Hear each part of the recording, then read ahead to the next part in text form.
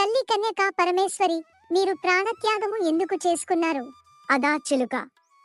మా తల్లిదండ్రులు అయిన కౌసంబి, కుసుమశ్రేష్ఠులకు సంతాన భాగ్యము లేక పుత్రకమేష్టి యాగం చేశారు. ఆ యాగానికి ప్రతిఫలంగా నేను జన్మించాను.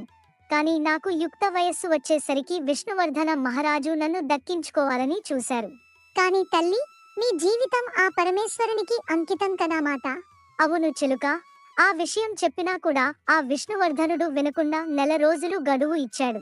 అంతలో మా తండ్రిగారు చుట్టుపక్కల ఉన్న 714 గోత్రాల వారికి ఈ విషయం గురించి చెప్పి వాళ్ళ అభిప్రాయాన్ని అడిగారు.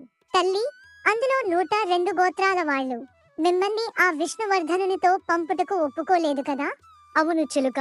మిగిలిన 612 గోత్రాల వాళ్ళు నన్ను ఆ రాజుతో పంపకపోతే ఆ గ్రామాల మీదకి దండెత్తి అందరినీ చంపేస్తారేమోనని భయపడ్డారు. అందుకే నేను ఆత్మర్పణ చేసుకున్నాను. మరి ఆ 102 గోత్రాల వారు ఏమీ అనలేదా మాతా? మీరు ఆత్మర్పణ చేసుకుంటుంటే వాళ్ళు కూడా నాతో పాటే ఆత్మార్పణ చేసుకున్నారు. అందుకే పెనుగొండలోని నా ఆలయంలో ఇప్పటికీ వారి గుర్తుగా 102 స్తంభాలు, వారి గోత్రమూలాలు ఆ స్తంభాలపై ఉంటాయి.